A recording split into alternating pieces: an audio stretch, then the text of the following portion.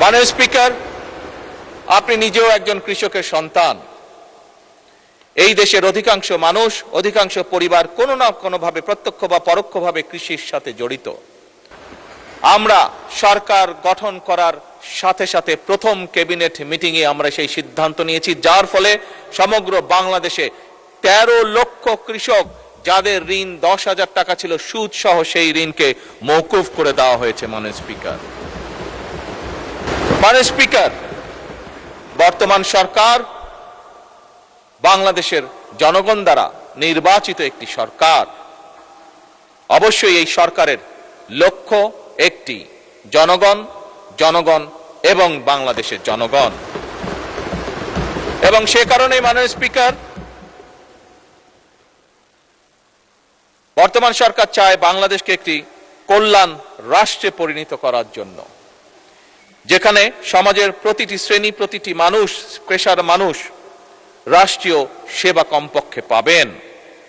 এবং এই পরিকল্পনা বাস্তবায়নের জন্যই মাননীয় স্পিকার, ইতিমধ্যেই সরকার ফ্যামিলি কার্ড, কৃষক কার্ড, স্পোর্টস কার্ড, ইমাম মুয়াজ্জেম সহ অন্যান্য ধর্মীয় গুরুদের সম্মানী দেওয়ার যে বিষয়টি আমরা উল্লেখ করেছিলাম, প্রতিশ্রুতি দিয়েছিলাম, সেই কাজগুলো মাননীয় স্পিকার আমরা শুরু করেছি। মাননীয় স্পিকার, এই সংসদে দাঁড়িয়ে আমি আগেও বলেছিলাম বাজেট অধিবেশন উপস্থাপনের সময়, আজ আবার উল্লেখ করতে চাই। মাননীয় স্পিকার, আমি ধন্যবাদ জানাতে চাই আমার বিরোধী দলীয় বন্ধুদেরকেও। গতকাল কি একজন বিরোধী দলীয় সংসদ সদস্য, মাননীয় সংসদ সদস্য দাঁড়িয়ে জিজ্ঞেস করেছেন যে কবে তার এলাকায় ফ্যামিলি কার্ড প্রদান করা হবে। মাননীয় স্পিকার, বিএনপির এই পলিসি বা বিএনপির এই সিদ্ধান্তকে সমর্থন দেওয়ার জন্য আমি মাননীয় বিরোধী দলীয় নেতা সহ সকল বিরোধী দলীয় সংসদ সদস্যকে ধন্যবাদ জানাতে চাই। মাননীয় স্পিকার, আপনি নিজেও একজন কৃষকের সন্তান। এই দেশের অধিকাংশ মানুষ, অধিকাংশ পরিবার কোনো না কোনোভাবে প্রত্যক্ষ বা পরোক্ষভাবে কৃষির সাথে জড়িত। আমার দল, বাংলাদেশ জাতীয়তাবাদী দল, বিগত নির্বাচনের আগে বাংলাদেশের মানুষের কাছে প্রতিশ্রুতি দিয়েছিল যে আমার দল যদি বাংলাদেশের মানুষের সমর্থন নিয়ে আল্লাহর রহমতে সরকার গঠনে সক্ষম হয়, আমরা তাহলে 10,000 টাকা পর্যন্ত যে সকল কৃষকের কৃষি ঋণ ছিল মাননীয় স্পিকার, আমরা সেগুলো পরিশোধ করব।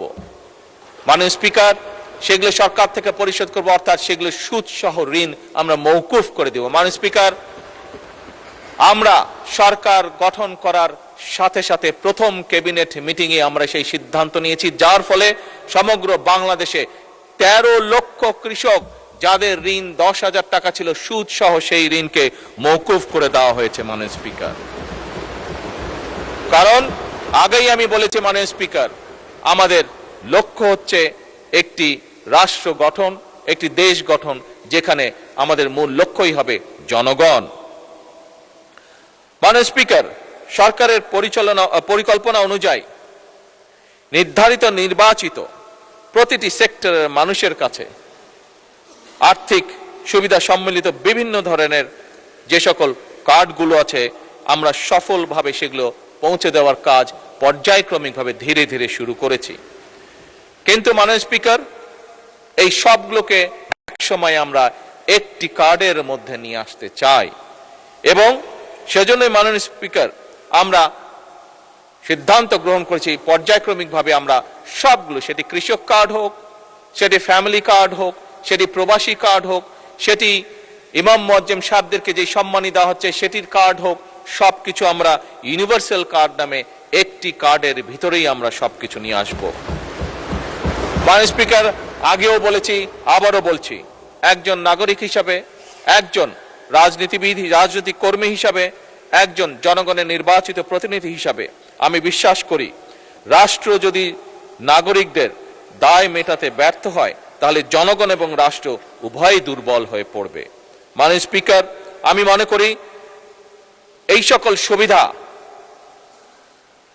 নাগরিকদের প্রতি রাষ্ট্রের করুণা নয়, বরং এই সকল যেগুলো আমরা দিতে চাইছি, যেগুলো আমরা কাজগুলো করতে চাইছি, এগুলো হচ্ছে রাষ্ট্রের দায়।